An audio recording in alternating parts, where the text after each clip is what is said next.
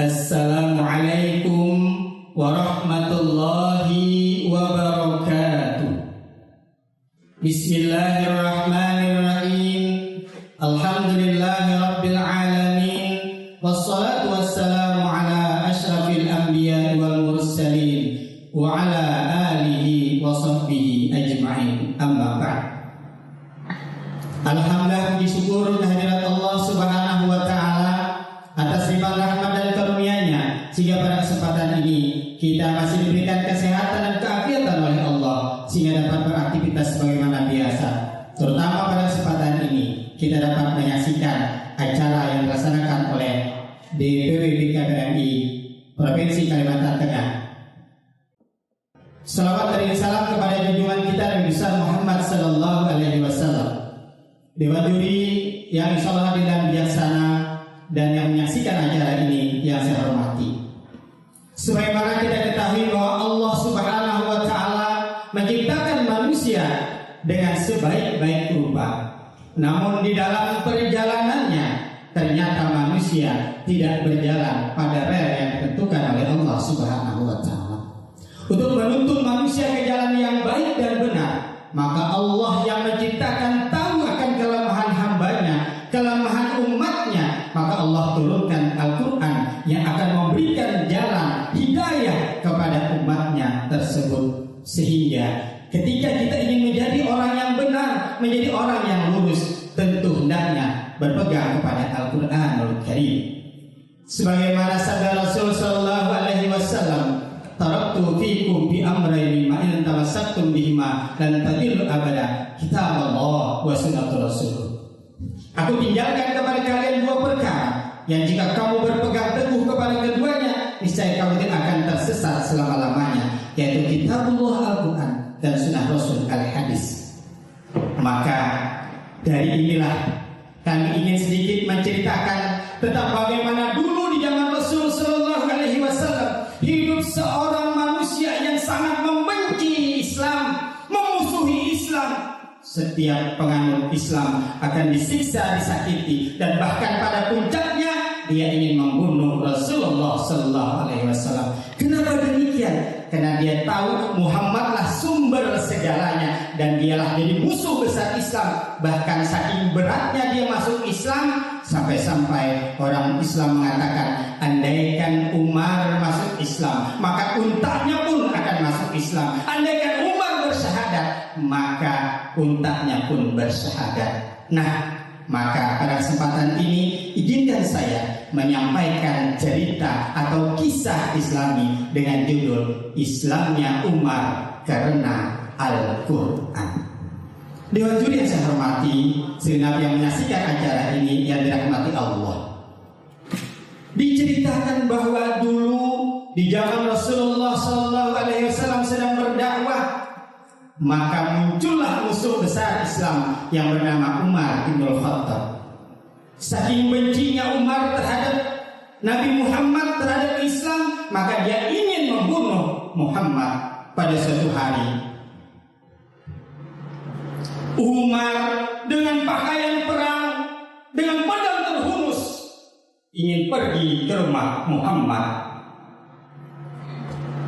Di tengah perjalanan, Umar bertemu dengan Nu'aim.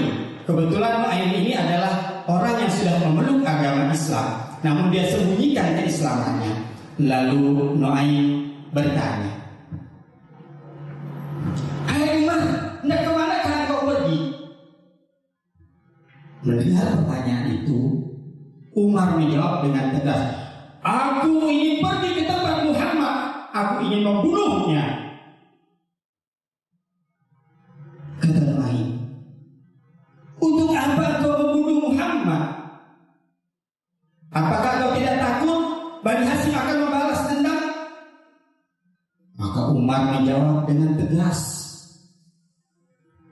"Aku ingin membunuh Muhammad karena Muhammad telah menyampaikan ajaran sehingga kaum kafir Quraisy bermusuhan satu sama lain, sehingga kita bercerai-berai karena Muhammad, maka itulah aku ingin membunuhnya." Mendengar jawaban itu, akhirnya Nu'aim berkata, "Hei Umar, engkau telah sudah memeluk ajaran Muhammad. Kaget bukan kepala Umar, bagaikan disambar petir di siang hari, karena dia ingin membunuh Muhammad, sementara adik kesayangannya telah mengikuti agama Muhammad. Akhirnya Umar yang tadi dengan semangatnya pergi ingin membunuh Muhammad, mengalihkan langkah kakinya menuju ke tempat saudaranya Fatimah.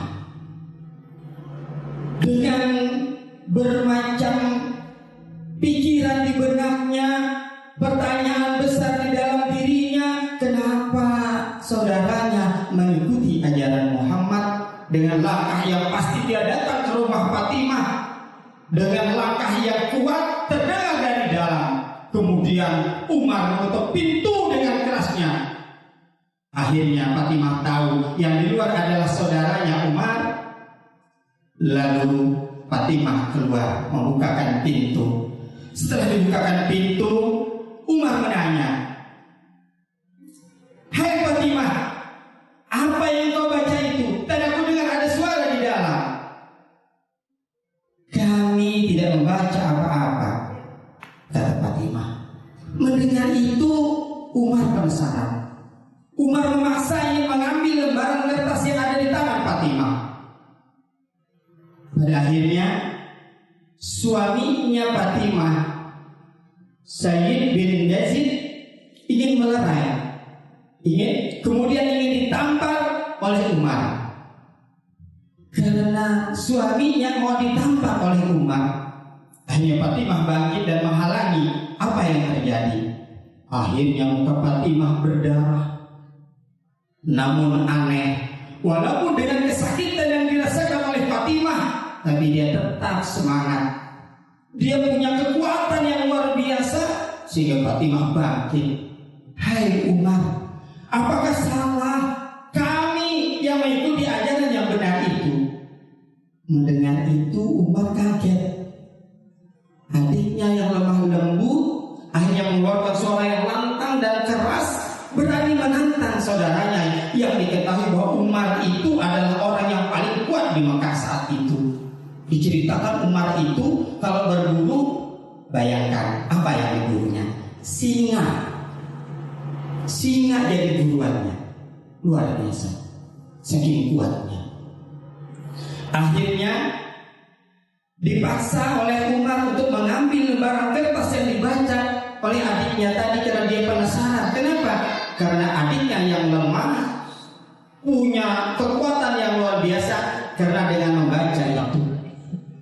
Akhirnya dimintalah oleh Umar, "Mana kertas yang kamu baca itu?" Lalu kata Fatimah, "Tidak boleh, jangan, engkau tidak boleh menyentuhnya karena kamu dalam keadaan kotor."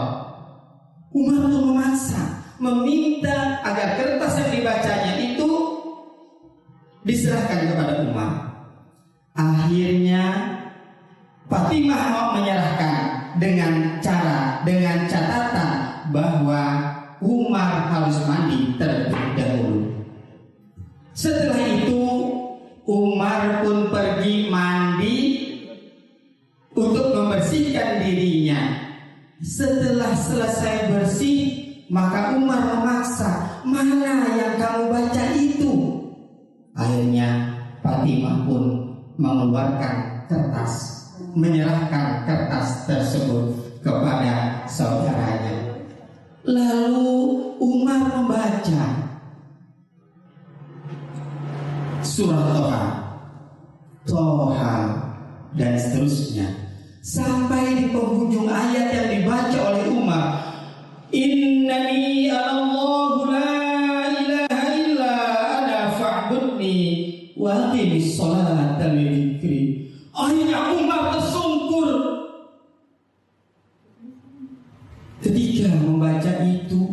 Sungguh luar biasa kekuatan Al-Quran, mampu menjatuhkan Umar yang keras dan kuat tersebut. Akhirnya melihat kejadian semacam itu, maka keluarlah khabar, "Wahai Umar, ternyata doa Nabi diterima oleh Allah." Pada suatu ketika Nabi berdoa, "Wahai Allah, kuatkanlah dengan masuk Islamnya Umar. Mendengar begitu, maka Umar pun memanggil Khabbab untuk pergi ke tempat Rasulullah. Tunjukkan kepadaku, wahai Khabbab, di mana rumah Rasulullah. Akhirnya Khabbab bersama Umar pergi menuju Safa, di mana saat itu Rasulullah sedang menyampaikan dakwahnya kepada sahabat-sahabatnya. Lalu karena rumahnya tingkat 2, di atas ada yang ngintip mata-mata melihat kalau ada yang datang. Diberitahukanlah di sana ada Umar datang bersama Khabbab. Khabbab ditawan oleh Umar dengan pedang terhunusnya. Lalu mendengar itu Hamzah dengan semangatnya ingin meladani Umar tersebut. Apa yang terjadi? Karena demikian kondisinya, maka Nabi menenangkan agar Hamzah disembunyikan, jangan sampai bertemu dengan Umar bin Khattab. Akhirnya datang dan masuklah Umar ke tempat Rasulullah SAW dengan kondisi yang sudah tidak seperti biasanya. Namun saat itu Rasul datang memegang pundak Umar bin Khattab dengan mengatakan, belum tibakah waktunya engkau meyakini akan kebenaran Allah dan Rasulnya? Digoncang sekali, 2 kali, dan 3 kalinya langsung Umar berkata, Asyhadu an la ilaha illallah, asyhadu anna Muhammadar Rasulullah. Maka Umar disambut dengan teriakan oleh jamaah yang hadir saat itu, yang mengikuti pengajian dakwahnya Rasul sallallahu alaihi wasallam dengan bertakbir, Allahu Akbar, Allahu Akbar, Allahu Akbar, Allahu Akbar.